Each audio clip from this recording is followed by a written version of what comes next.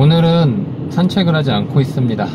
지난번에 도시생활에서 시골생활로의 전환에 대해서 이야기했어요.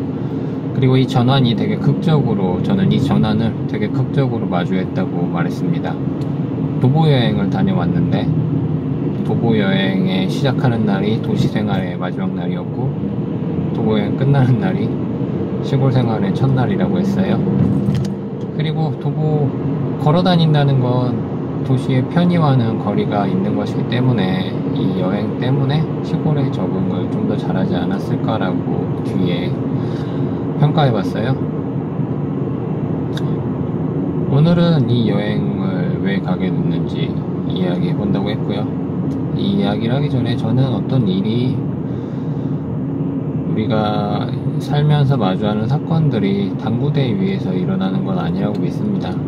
당구대 위에서는 흰 공이 빨간 공을 치면 빨간 공이 움직이는 원인이 흰 공이 되잖아요. 근데 우리가 사는 방식은 그렇게 단순하지만은 아닌 것 같습니다.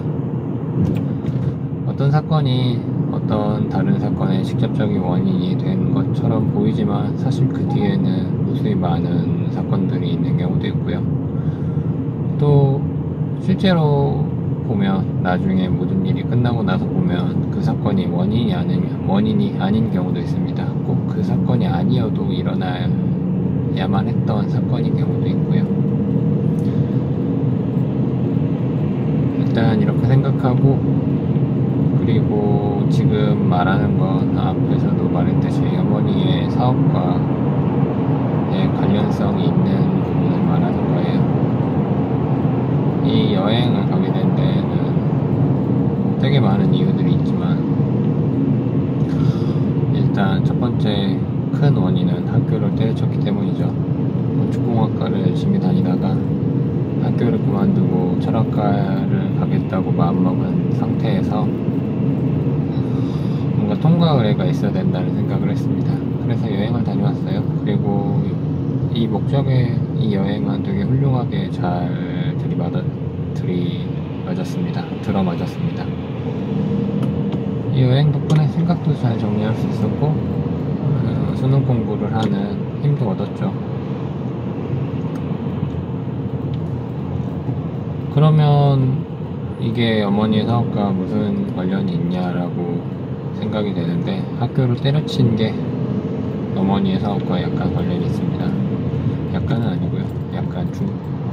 약간이 아니는데 약간이라고 또 말했네요. 좀이라고 해서 안 되죠. 큰 부분을 차지해요. 이 건축공학과에 다니면서 어머니의 사업 때문에 건축 현장을 직접 보게 된 거죠. 건축주와 근접한 마음으로 보게 된 겁니다. 부모님이 건축을 하셔서 건축을 하게 되어서 사업에 필요한 건물을 짓게 되어서요. 물론 이 건축공학과를 나온다고 노가다판에 직접 참여하는 건 아니지만, 이 건축 현장, 큰 건축 현장은 다른데요. 개인이 보통 자기 집 짓거나 조그마한 건물 짓면서 마주하는 건축 현장은 제도에서 약간 벗어나 있는 경우가 많습니다. 일단 60평 이하는 그때만 해도 특별히 건축에 대한 자격이 없는 사람이 지을 수 있는 건물이었고요. 그때 당시만 해도 안전관리자나 이런 것들이 하나도 필요가 없었습니다. 그래서 더 했는지도 몰라요. 그때 제가 본 건축 현장은 정말 안 좋은 것만 다 모여있는 곳이었습니다. 되게 간단한 이야기로, 일단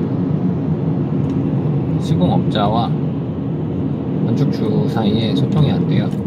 건축주는 살면서 일반인이 건물을 지을 일이 얼마나 있겠습니까? 아무것도 모르는 상태잖아요. 그러면 어떤 의문이 생기고 이러면 거기 있는 업자분들이 이런 의문을 해결해주고 그래야 되는데 이야기가 잘 안 됩니다. 이해를 못해서 설명을 못하는 부분도 있을 거고요.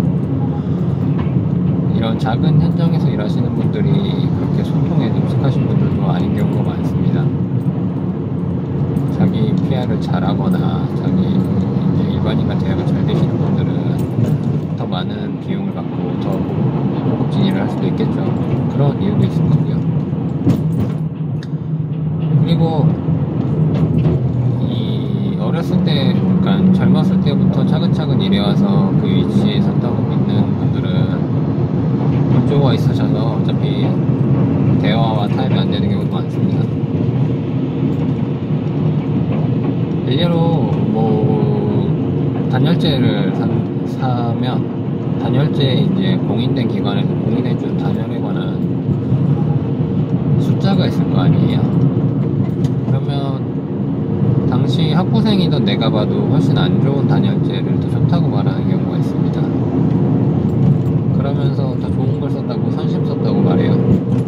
그러면 이 상황에서 더 좋음을 증명하려면 그 공인된 기관보다 더 공신력 있는 사람의 어떤 말이라든지 아니면 공인된 기관의 시험 방법이 사실 실상과 멀리 떨어져 있다라든지 뭐 이런 이야기를 해줘야 되는데 그냥 좋대요. 그러면 건축주 입장에서는 이 사람이 더 싼 것을 사용했거나 시공이 더 편하지만 더 안 좋은 재료를 사용했다 뭐 이렇게밖에 안 되잖아요. 이해할 수밖에 없잖아요. 물론 그게 정말인지 정말 그 사람의 의도는 확인할 길이 없습니다. 이런 것들이 계속 쌓이면서 서로 불신이 생기고 안 좋아지는 거죠. 이런 경우도 있고 또 공사 현장 자체가 그렇게 윤리적이지 못합니다. 그때까지만 해도 뭐 지금도 안전관리자가 조그마한 현장에도 있어야 된다고 하는데 얼마나 적용할지 모르겠고요. 그때까지만 해도 현장에 안전관리자도 필요 없었고 그냥 간단하게 말해서 많은 임금을 기술자분들이 많은 임금을 받으시는데 어떻게 보면 그분들의 생명을 깎으면서 돈 받는 거라고 생각이 들 때가 있습니다. 뭐 건축주 편에 선 사람이 할 말은 아니지만 그런 생각을 되게 많이 했어요. 그리고 또 그 안에서의 건축 일하시는 분들도 여기저기 돈도 많이 떼이고 이러시니까 또 거기서 생기는 불신도 있고요. 하여튼 총체적 난국입니다. 그래서 여기서 멀어지고 싶다는 생각을 했어요. 물론 건축공학과 졸업한다고 그곳에 참여하는 일만 있는 건 아니지만 그냥 싫은 거 있지 않습니까? 그게 건축공학과를 때려치는데 한몫했어요. 그 뒤로도 그 건축 현장에 참여할 일이 있었는데 한두 달 정도. 그 결정은 잘했다고 생각해요. 그 작은 현장에 있으면 이게 인격체로 제가 거기에 인격체로 있다는 느낌이 잘 들지 않습니다. 심하신 분들은 이름도 안 불러요. 어이 저기 그럽니다. 물론 이게 그 50대, 60대 아저씨들의 그 특유의 낯가림 때문에 이제 그런 것도 있어요. 몇 주 있으면 친해지고 나면 또 괜찮은 사람들인 경우도 있습니다. 근데 이게 잘 모르겠습니다. 그냥 기분이 상해요. 그런 데 있으면. 그런 것도 있고 그 현장 자체가 기술자랑 이제 잡일을 하시는 고급 기술자와 값싼 잡부의 갭이 그 차이가 되게 크게 있습니다. 심한 경우는 밥도 같이 안 먹거나 이 기술자분들의 밥을 잡부 아저씨가 챙겨주는 경우도 있어요. 이 정말